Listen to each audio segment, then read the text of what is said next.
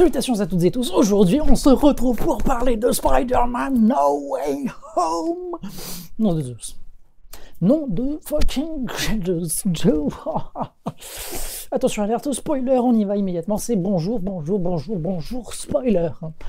Attention, spoiler, est-ce que vous avez bien entendu le mot spoiler? Attention, 3, 2, 1, Tobey Maguire, Andrew Garfield, Charlie Cox, ils sont là, c'est oui, c'est oui. C'est victoire, c'est gagné, c'est oui. Voilà, hop, voilà, fin de bail, spoiler. On se détend, ça va mieux. Est-ce que ça va pas mieux? Moi, ça va tellement mieux. Personnellement, ça va tellement mieux. Alors, parlons de Spider-Man No Way Home, troisième partie de de la trilogie Tom Holland, avec Homecoming et Far From Home, un troisième volet. Et donc, pourquoi est-ce que derrière en fond j'ai Spider-Man New Generation? Parce que multivers, ça c'est pas du spoiler, c'est oui, on sait, il va y avoir du multivers. Et n'importe qui a vu des bandes annonces, semi-spoiler, je ne sais pas. Semi-spoiler, bah, de toute façon, est-ce qu'on ne va pas rester pleinement assis dans les spoilers? Bien sûr, bien sûr. Alors, vous êtes tous, vous le savez, ça nous a été spoilé comme c'est pas permis dans les bandes annonces. Norman Osborn, donc le bouffon vert, version William Dafoe de la trilogie de Sam Raimi. Dans la trilogie de Sam Raimi, nous avons aussi de l'épisode 2 Doc Ock, Dr. Octavius. Nous avons de l'épisode 3 L'Homme Sable. Nous avons nous avons des Amazing Spider-Man. Nous avons du 1 le lézard et du 2 Electro. Ce qui nous fait donc 5 méchants. Non, ce n'est pas Sinister Six, c'est 5 méchants, voilà. Point barre. Point barre. Et à la question de... Mais du coup, c'est bien ou pas Spider-Man? Non. Mais qu'est-ce que c'est bien? Évidemment que c'est bien. Évidemment. Mais c'est bien. Et j'irais même bien là, parce que c'est bien. C'est facile de faire plaisir aux fans en faisant exactement ce qu'ils demandaient. Oui, c'est ce qu'on demandait. On était à genoux, à pleurer pour l'avoir. On l'a eu, notre Spider-Verse, en live. C'est oui. C'est victoire, c'est cadeau. C'est oui, mais oui. Mais est-ce que là, ça fait un bon film? Parce que c'est bien facile, le fanservice. Mais est-ce que c'est bien derrière? Eh bien, tout d'abord, passons par le début.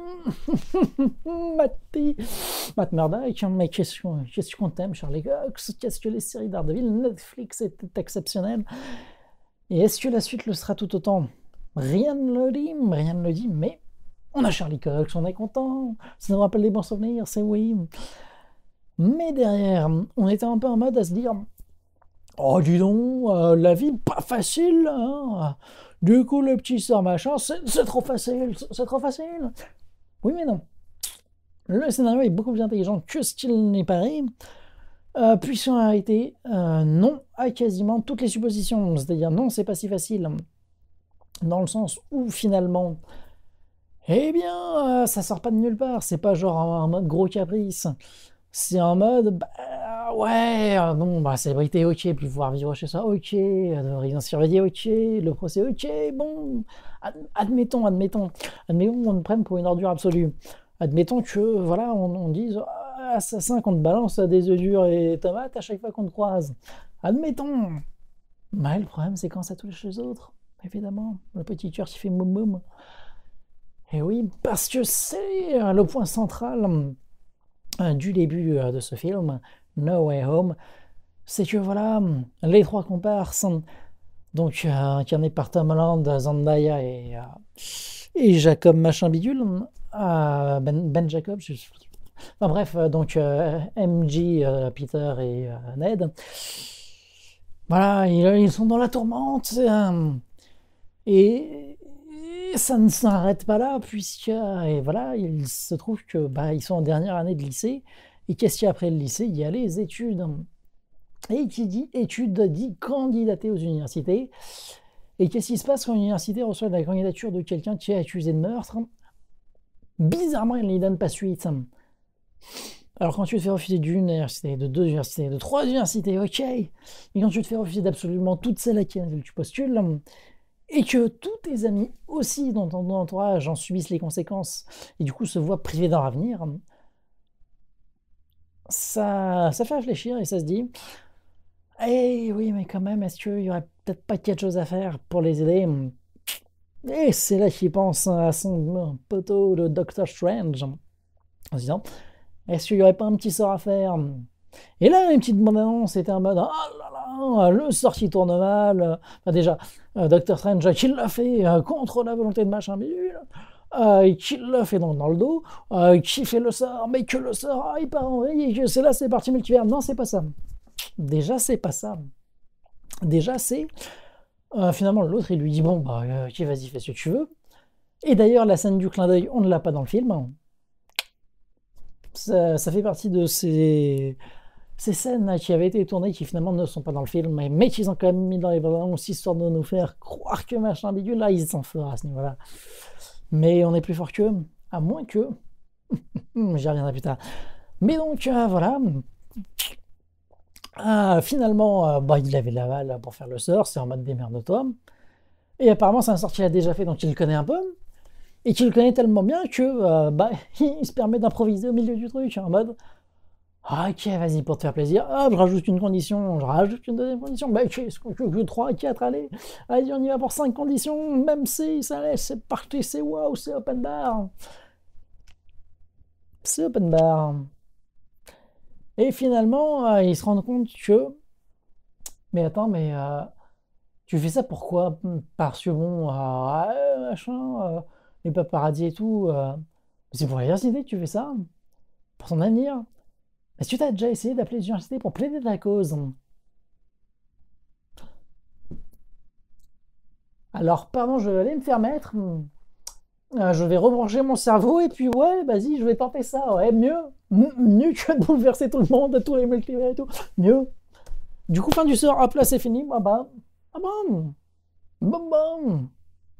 Mais il se trouve que le fait qu'il ait rajouté des conditions sur le fait de faire des exceptions sur Peter Parker et que son sort d'oubli de Peter Parker, eh bien ça a attiré les personnes qui savent au fond qui est Peter Parker, enfin qui est Spider-Man je veux dire. Et du coup ça fait revenir des antagonistes des univers de Tobey Maguire et de Andrew Garfield.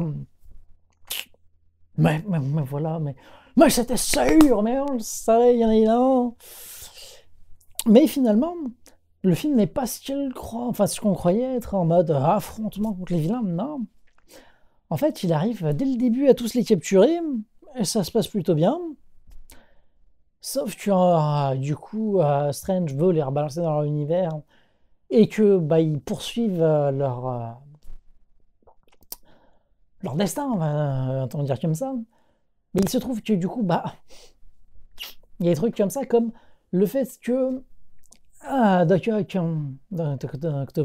Octavius, sait que Harry Osborn va mourir, que Norman Osborn va mourir, je veux dire, puisqu'il est du deuxième et que ça se passe dans le premier. Mais du coup, l'homme sable sait que Dr. Octavius va mourir lui aussi, puisqu'il est du troisième film, donc ça se passe après. De même que Jamie Foxx de Monkey Electro sait que le lézard va mal finir par rapport au fait que son histoire se situe après celle du lézard.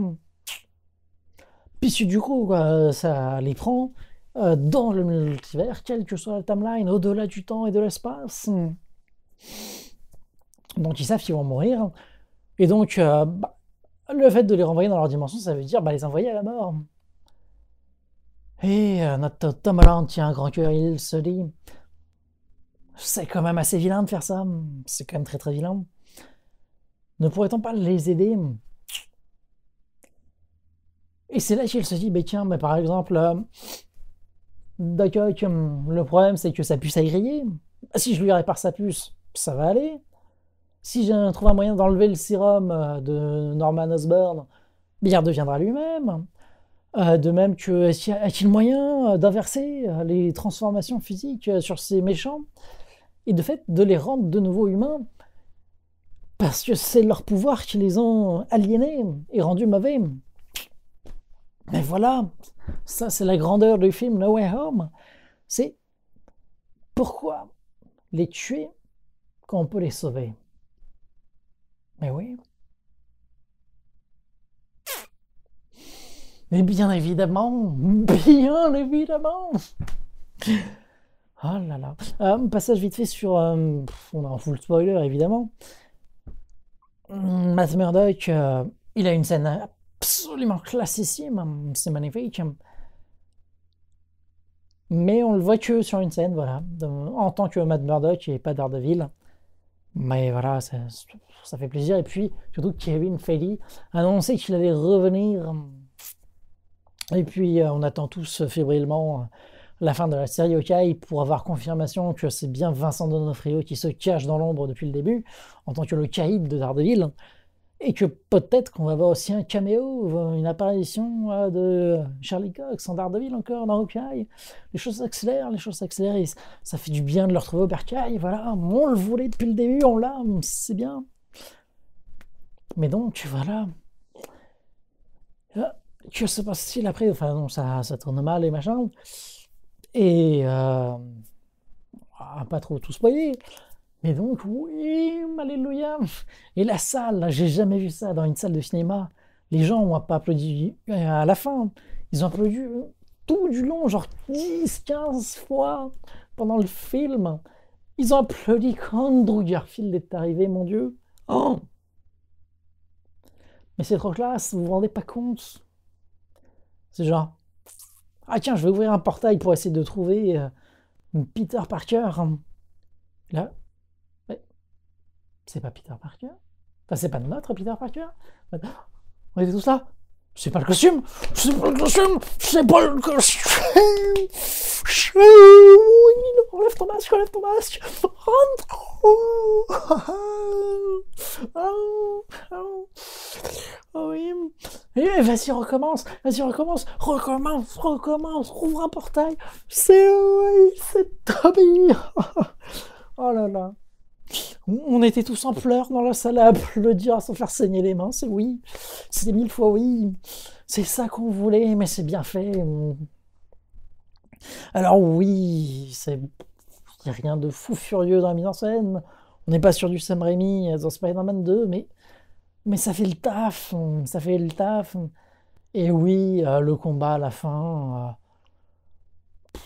c'est pas un décor de fou furieux, mais ils sont là, ils sont ensemble. Et on a tout ce qu'on demandait. Et la bande-annonce a tellement, même toute la campagne marketing, c'était tellement ça. C'était en mode, attends, mais vous faites revenir les méchants, mais déjà on s'en fout des méchants, montrez-nous direct Andrew Garfield et Tobey Maguire. Et jusqu'à la dernière bande-annonce, non, ils ne sont pas là, ils ne seront pas là dans le film, mais quoi? Et vous nous montrez tous les méchants qui reviennent de leur univers à eux, et eux ils ne reviendraient pas, mais non, non, frustration, puissance 10 milliards, day one, j'y serai dans le cinéma pour vérifier s'ils y sont. Ah là là, et dans la bande-annonce, comment étaient tous en mode, bébé, ils y seront, c'est obligé, il le faut. Ah, fanboy, fanboy toxique. La fameuse scène où il y a Zendaya qui tombe, on se dit mais non, ils vont pas nous refaire le coup de Gwen qui meurt dans Spider-Man, The Amazing Spider-Man 2. Et puis du coup, si elle doit être sauvée, et si elle doit être sauvée, c'est forcément par Andrew Garfield qui doit faire son chemin de rédemption en mode, il l'a raté dans son univers à lui, mais il va réussir dans cet univers-là, et c'est oui, c'est oui.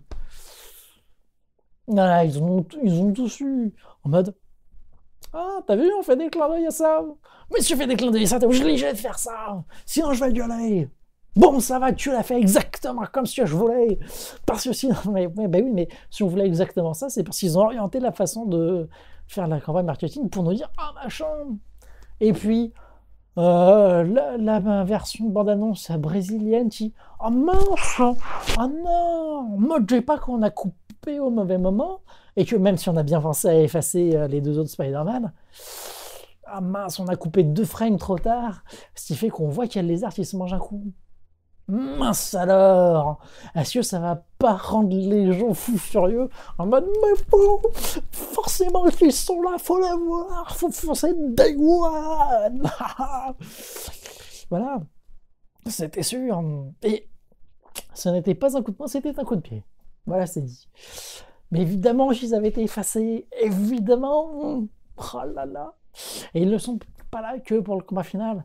Ils sont là 3/4 d'heure quasiment, un truc comme ça. Et ils arrivent bien avant pour aider à élaborer tout le plan final et machin. Et on a tout ce qu'on voulait. Bien évidemment qu'on s'est demandé que s'ils se retrouvaient, qu'ils allaient se parler de leur amitié respective, de comment ça s'est passé pour eux.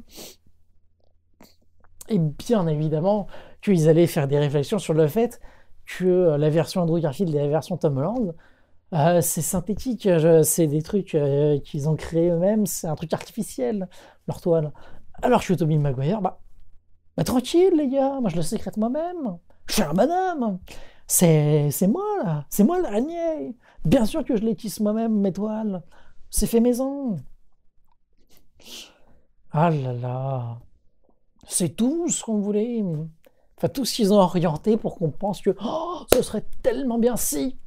Mais bien sûr qu'ils l'ont fait. Fan service puissance 10 milliards.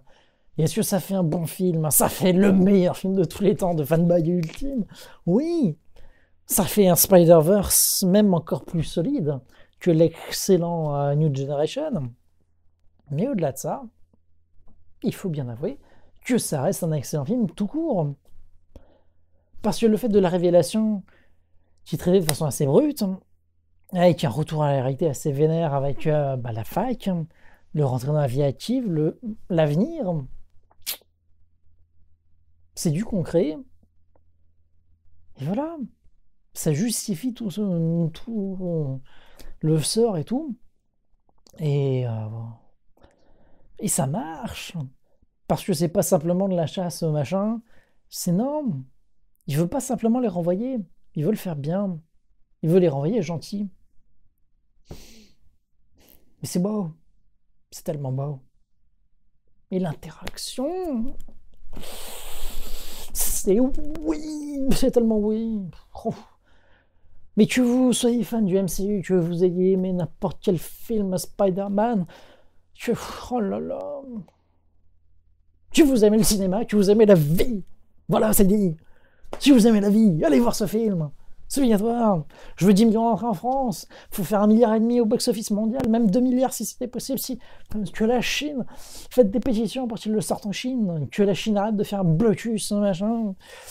On vous aime la Chine, on vous aime, soyez censure, on vous aime. On respecte votre culture, et puis vous gérez votre pays comme vous voulez, on n'a pas à intervenir, ça nous regarde pas. Mais voilà, c'est un film que vous allez aimer aussi. Faut aller autoriser le visa et c'est parti. Fêtez Noël avec nous, avec Spider-Man. Hein. No Way Home.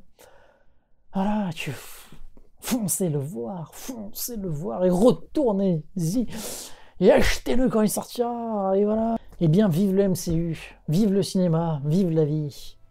Et à bientôt les gens.